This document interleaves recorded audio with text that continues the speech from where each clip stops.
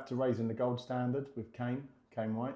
I'm Kane White, I'm one of the founders and CEO of Britannia Bullion. Today we're talking about real value in a world that is drowning in debt. The United States now owes over north of $38 trillion.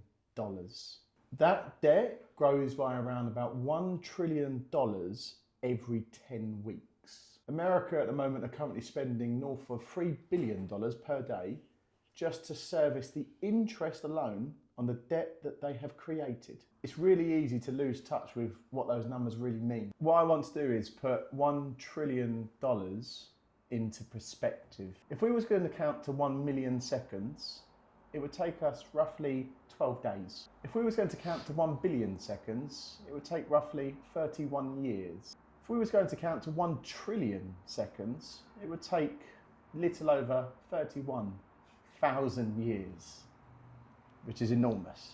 Now multiply that by 38, that's 1.2 million years to count to 38 trillion. Unfathomable. Enormous number.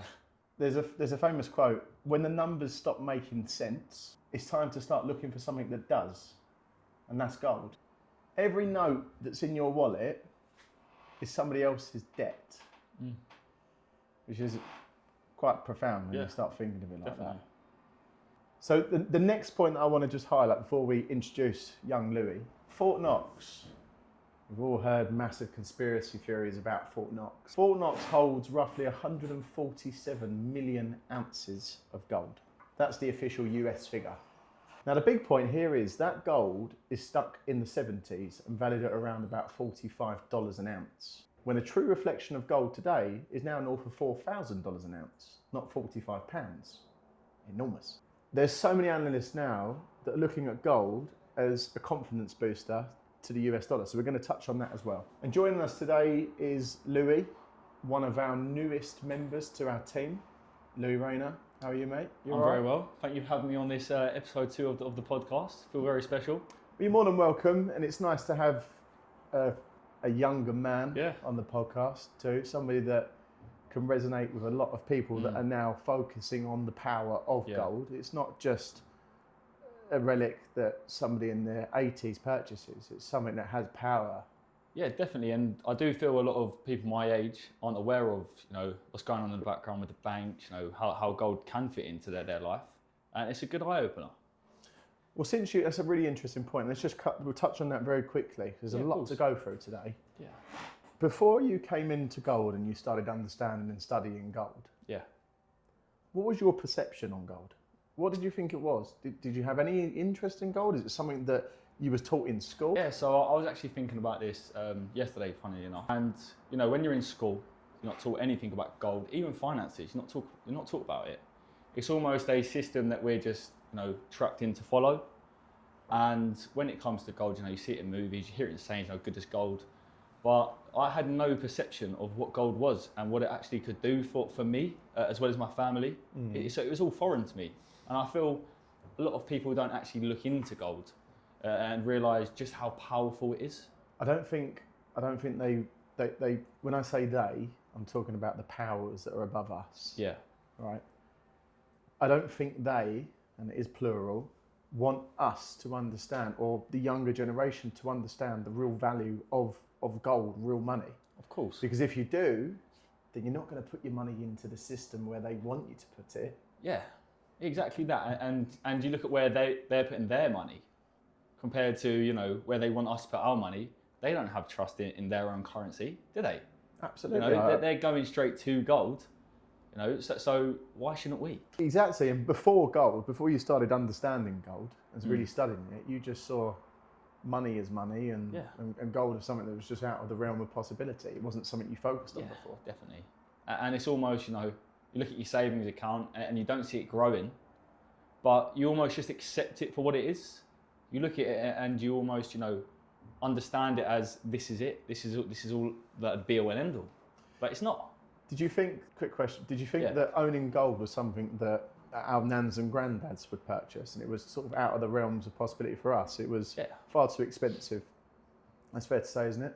Yeah, definitely. I feel we've all got our, you know, grandparents that might have a, you know, a gold ring or a gold piece of jewellery, but I never thought about it, you know, actually protecting my money, you know, and preserving my wealth. I never did. What's the biggest eye opener for you been so far, understanding gold? Just how the whole banking system and government policies is, you know, it's a way to control us, as well as that. Just, I think the main point that sort of blew my mind was the whole fractional banking. And when I get onto fractional banking, you know, I talk to some clients that are, you know, in their 50s, 60s. Yeah. And they don't even understand what fractional banking is. When you actually understand fractional banking and you understand what they're doing with your money, you understand that we have no control and it's a failing currency. And so many people don't understand that fractional reserve banking is a thing of the past. Yeah. So if you put £100 into the bank now, they lend every single penny of it out. They don't keep any of it as a reserve. Where do you think they actually get that money from?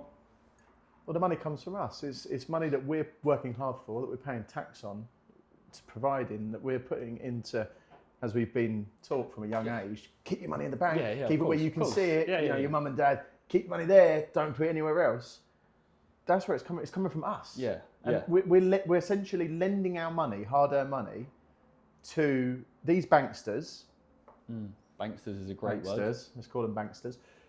And what they're then doing with it, they have not got to report to us. No.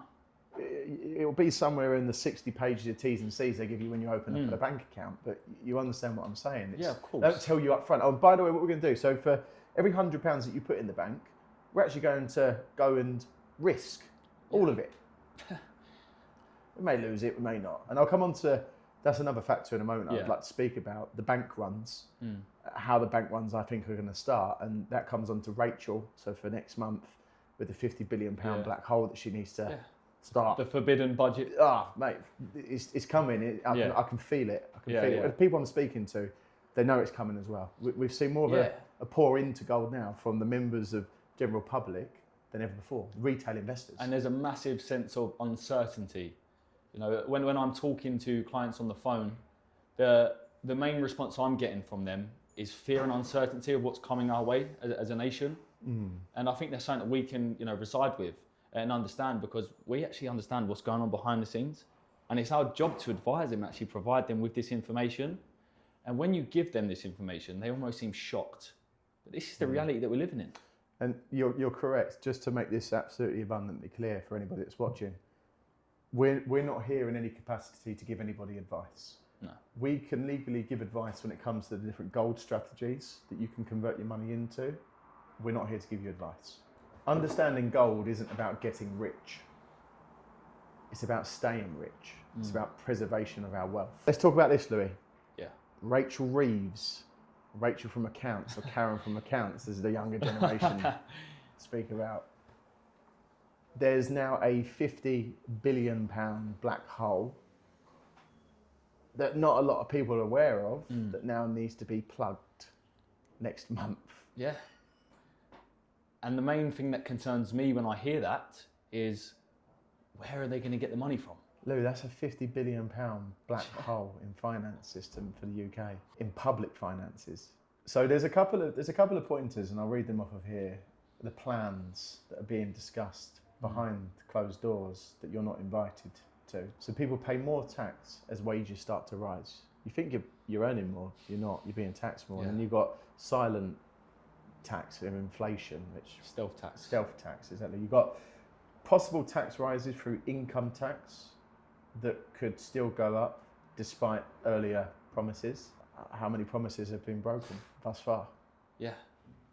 Higher taxes on wealth and assets, so property, investments in the more conventional, investments into the stock market, CGT, capital gains tax going up, VAT becoming a standard for any company, doesn't matter the threshold. Cutting public spending, less money for welfare, less money for benefits, big projects like roads and hospitals, which we're bleeding out. I don't know if you've been to hospital recently. No. Could you elaborate on that? It's horrendous. You feel like you are in the middle of a war, just trying to get seen by somebody. If you've got a youngster, a young child that needs to be seen because he can't breathe, there's wheezing and mucus, you're going to be in there for 6 hours before you even get seen by somebody. It's horrendous. It's not on though, is it really? That's what we're paying tax for. Yeah. To be able to reap the benefits of paying into a system that fixes our potholes. I don't know if you drive. Yeah. Right? Potholes are everywhere. It's like dodge them. Yeah. You know, hospitals, welfare, defence, protection. Yet it seems like all of that money is going in the wrong direction rather than where it should be going. It's almost as if we paid these taxes and we're not seeing enough done. So we've got to think to ourselves, where's my money going? Where is it going? We're thinking for ourselves, and I always, when I'm speaking to my clients, and you know this as well, my goal is to share what makes sense to me. For me and for my family. I'm a family man, I have family, I have obligations, I have bills. I need to share what makes sense to me. Of course. In the hope too that it will make sense and resonate with you as the investor or the saver or the collector. Yeah. Right? Or somebody new that's looking into the market. I need to make it make sense for you in its most simplest term. This is about protection. This is about insulating your money away from a system that wants to take complete control. Now let's just focus on what this next budget means for working class individuals. I'm going to read some here. It says, even if tax rates stay the same, more people will be pushed into a higher tax band. So even if the tax stays the same, you'll be pushed into a higher tax band, therefore paying more in tax. Yeah. So they're almost going to look at you and just say, okay, well, we've now changed that. You're going to be paying more tax regardless. You've got savers, investors, you've got landlords. Yeah. Naturally, we'll now all see a higher tax band for the earning that they make. It needs to be plugged by somewhere. Going back to what we said earlier, where they're going to plug it, it's just going to come from us. It's going to come out of our hard work. It's going to come out of our pensions. It's going to come out of our savings. It's going to come out of our allowances that we're allowed to keep every year for investment purposes. They've done wrong. They historically have wasted our money.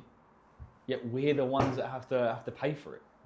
Now, how does that make you feel? Knowing as a family man with a little one, how does that make you feel? We're working for nothing. Yeah. We're working for a government that's politically paralysed, in my opinion, and I do need to stay apolitical about this. I don't want to get into politics. Yeah. I'm not a politician. They're all as bad as one another, in my opinion.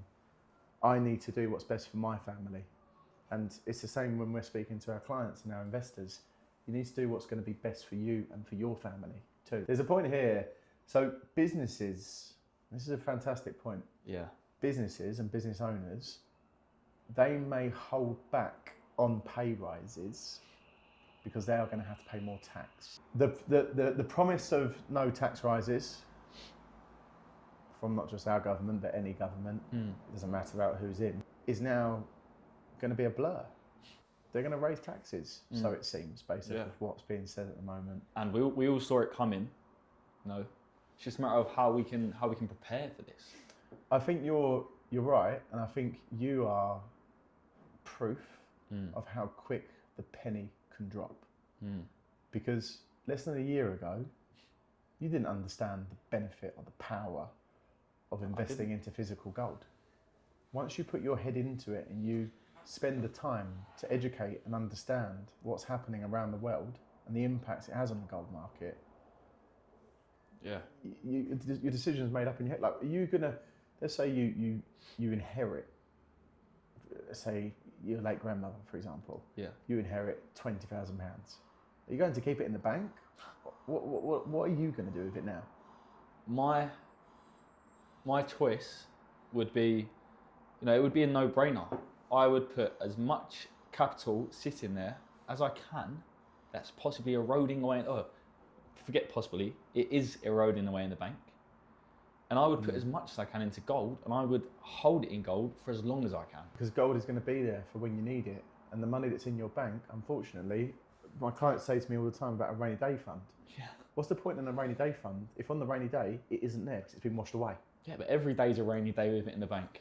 Every day's a rainy day. And it sounds very niche, but it's the reality that we're living in.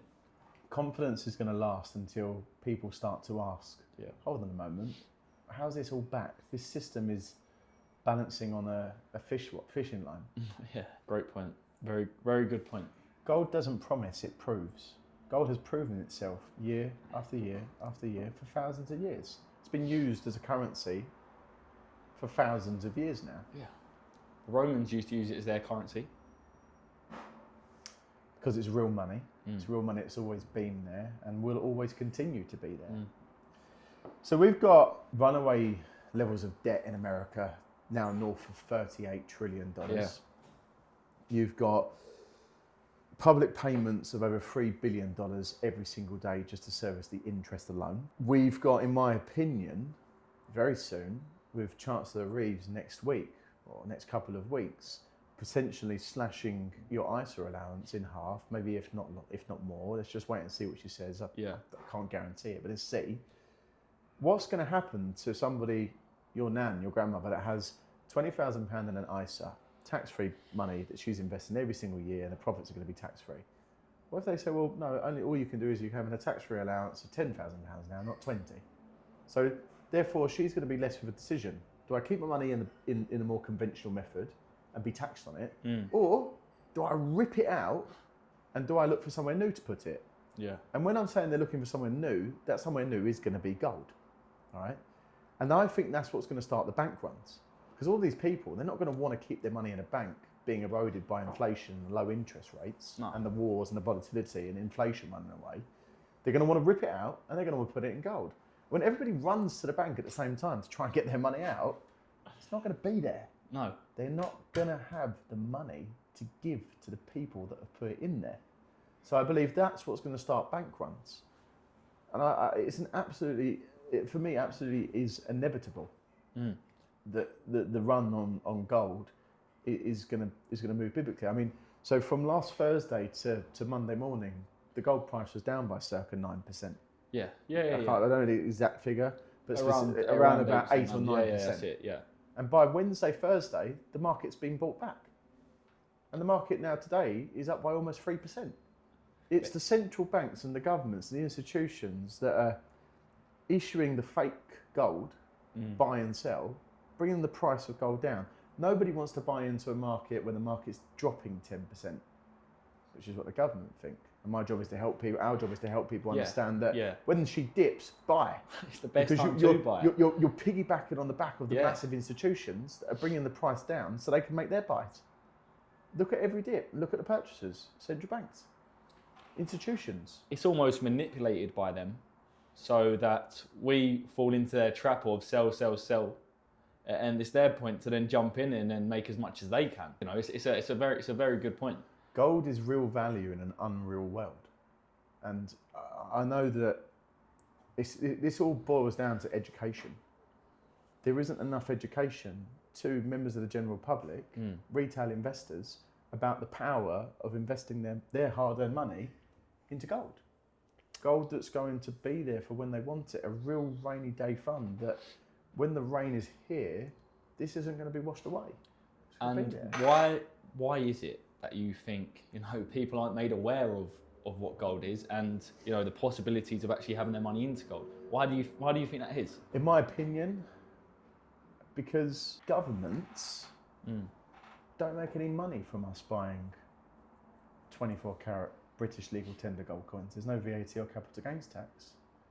So if we're putting all of our money into an area that they make no money from, they're not going to like it. And sooner or later, they're going to try and manipulate the market, make it look like it's not as strong as what it once was. Yeah. The old relic that never loses its value has just dropped by 10%. Put your money into an ISA, it's insured by the FCA and the FSCS. Is it though? Well, in my opinion, no, it's not. The FSCS, I could bore everybody to death about that, but I'll say that maybe perhaps for another episode. Yeah. This is about preparing ourselves for what's about to happen, which is so very clear and right in front of us. It will just be a black swan. We will turn around and we will go, it was very clear what was about to happen. Yeah. You know. So there's a couple of questions I'd like to ask you, Louis. Yeah. First of all, how has learning about gold changed how you see yours and your family's money or savings? Yeah, well, I mean, just going back to what we were saying earlier, you know, growing up, you're not really made aware of what gold is and, you know, just how valuable it is. But since learning about it, you know, I realised that my money is worthless. It's a dying currency. And I realised that we need something physical, something that we actually have control of. And I almost feel a sense of uncertainty now when I do have money in the banks. Learning about bail-ins, bailouts, these type of things are really worrying. And talking to my parents, my brothers, my grandparents, everyone's realising now, people are starting to wake up to this idea, this illusion that we're in, that the banks are safe, because they're not. Yeah, and there's so many people that are still asleep to the fact that their money, like you just said, isn't, first of all, even there. And God forbid something does go horrifically wrong. What are they going to do? Are they going to join a queue of millions of people trying to get the money out of the bank? The money that the banks don't have. Or these more conventional institutions. Exactly. And even off of that point, I know they're looking to introduce a inheritance tax on pensions. Which is, it's quite concerning for, my grandparents who've worked hard their Yeah, all of your life you've worked really hard, and we're now going to pass that down to our children because we can't leave them their property because we can't afford. But you don't see it making headlines. You don't see it making headlines because it's almost kept in the background. And when it comes to it, and we're all looking at this tax man taking my nan's money that she's worked hard for her whole life, it almost has to be, oh, okay, I didn't know that, I'll accept it now. But that's... I think you're right when you say, I don't think people necessarily spend too much thinking about it. Like, So if they're dealing with a probate from a dead relative, let's say your grandmother, what their main focus is on, okay, grandmother left us some money and we've got to pay 30% of what she left us to the tax man. Let's just pay it, let's get it done so we can get the rest of the money, because I'm already thinking about where I can spend that money. And that's what so many people are doing without actually understanding the repercussions. No, exactly. And it's almost, it's accepted. We just accept it. But, when you start turning your assets and your capital into gold, you don't have to deal with any of this. You really don't.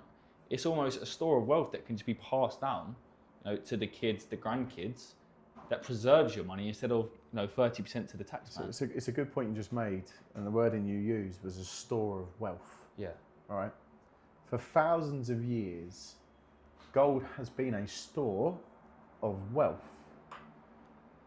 You cannot have the same conversation with somebody that's just inherited money from their grandmother's ISA once they pay all their taxes. That has not been a store of wealth. No. If you look at what it was, what the pound was valued at, when on the date that your grandmother put it into the ISA 20 years ago, right, compared to what the spending power of the same amount of money is today, it's lost over 90% of its value. Yeah, definitely. Since the 70s. So you're inheriting a devaluing currency, which, by the way, every fiat currency in history, every single one, has got a 100% chance of failure. There is not a fiat currency that has not failed, or heading towards failure, like the dollar, in my opinion, like the pound, the euro. Yeah, and when you look at the US monetary system, they're in 38 trillion now, isn't it? 38 trillion dollars debt. No, we're in £3 trillion debt. I know, it's unfathomable. It's mind-blowing. And I suppose what really sort of hurts me is there's so few people that understand how bad the situation, how dire the situation actually is. Which brings me on to my next question, Lou. Yeah, go on. I think this is really important too, right? Because the youth, the younger generations, is the future for our once upon a time great country. All right.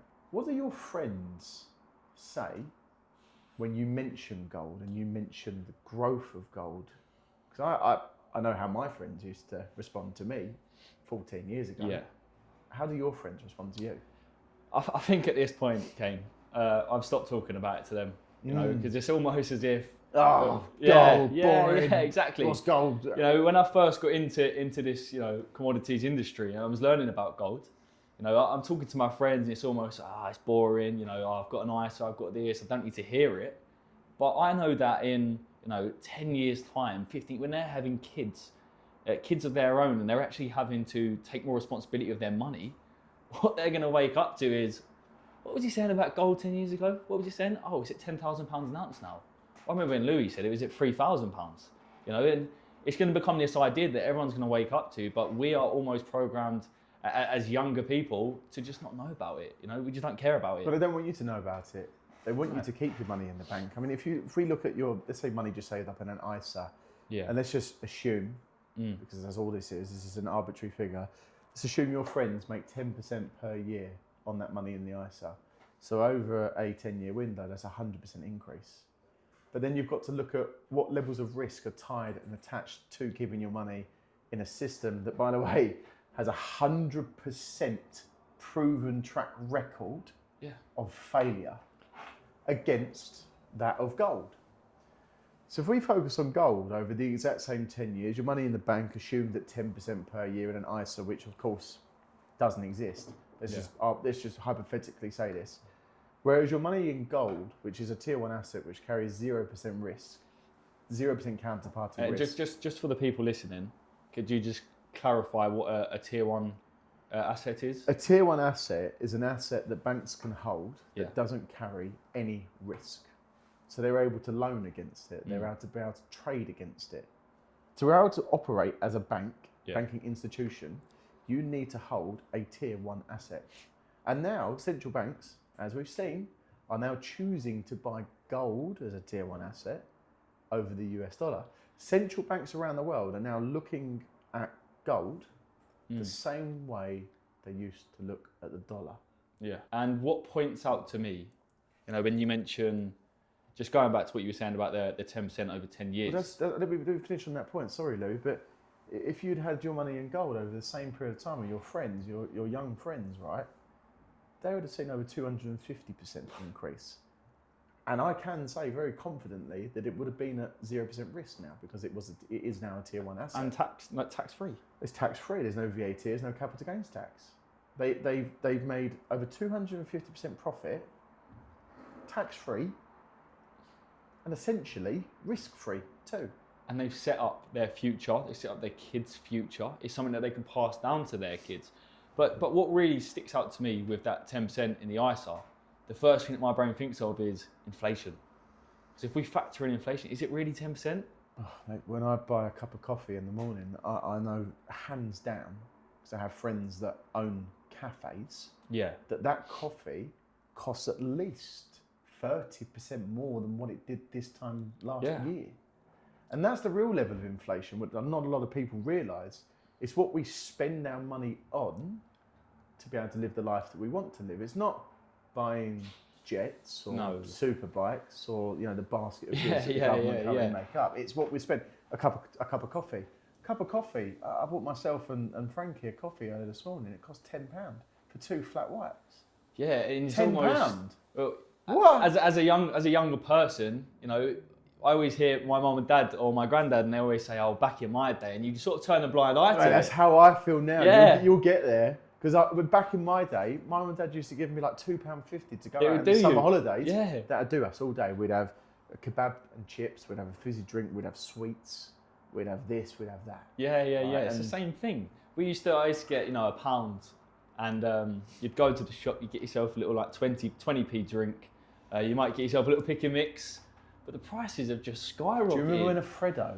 You probably. This is the analogy I use for people. A Freddo. A Freddo used to be, when I was younger, 5p. 5p. I grew up when it being 20p. £1.20 or something like that. Yeah, it's crazy. It's crazy, yeah. And even the price of a pint, it's going towards £8 now. My granddad says, "Oh, it used to be 30p in the pub," and I'm looking going, "No, surely you're talking rubbish." But he's not. This is just the rate of inflation. It shows you the erosion. Yeah. Of spending power of a pound, and the main contributing factor as to why we're at this position now of the devaluation is of greed, printing more money. Every time a new pound's created, it devalues the other pound that's in our pocket. And I think what people need to realise is, £10,000 in the bank today, they might have Might be £10,000 still in the bank in 5 years' time, but that £10,000 now only buys about £6,000 worth of goods. The binary code on the computer screen doesn't change, and if anything, to give them credit, it does go up. You see the ones and zeros on the computer screen at the end of the year in a positive green that have risen by 3 or 4%. So you're happy. But that isn't the case when you take into consideration the level of inflation, the level of interest rates. You're losing. Right. Here's another question I'm going to chuck at you. Go on. Do you think younger people are starting to wake up of how fragile money actually is in the more conventional methods of investments, if they even understand the word conventional? I don't think a lot of younger people around my age would. But how old are you, Lee? I'm 21. 21. I'm 21. So I think a lot of people my age, you know, they understand that it's costly to go out on the weekends with their mates. You know, if you're going out having a dinner and maybe a couple of drinks with your friends, you're going to be looking at £200 just for the night. I think people are realising it's expensive, but they're not actually looking into it enough to realise, you know, why it's getting more expensive to actually live. But it's something that one day it will just click, and they'll wake up to this whole idea that, why doesn't my money, you know, buy what it used to? And before it's too late, that money that they could have held on to is gone, is spent, you know, and it's worthless. And I don't think enough people my age actually know about this. You've got to absolutely make sure that your money is beating inflation. And as a youngster, you're working, you're buying your, what do you call it? Garms.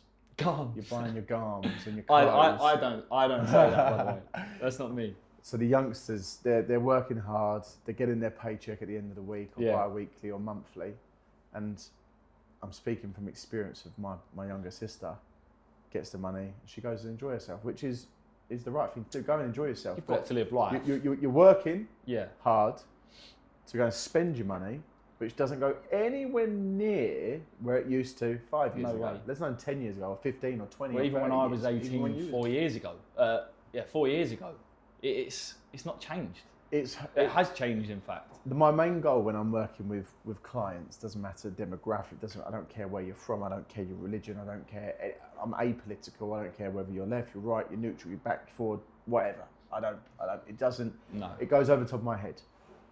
My main goal is making sure that we can help people understand the benefits of owning gold and how it's going to protect against inflation, how it's going to protect against silent stealth tax. So for any viewers at home that may be looking to get into gold, or they're understanding money's not working for them, what would you say is the biggest misconception when it comes to actually owning and buying gold?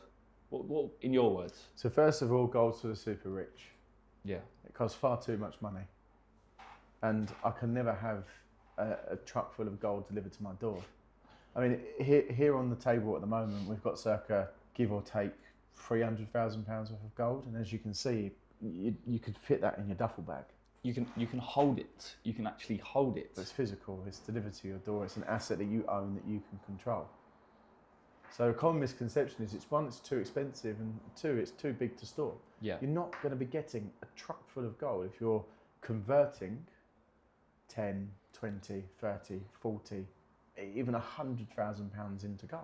Yeah. It's easily storable.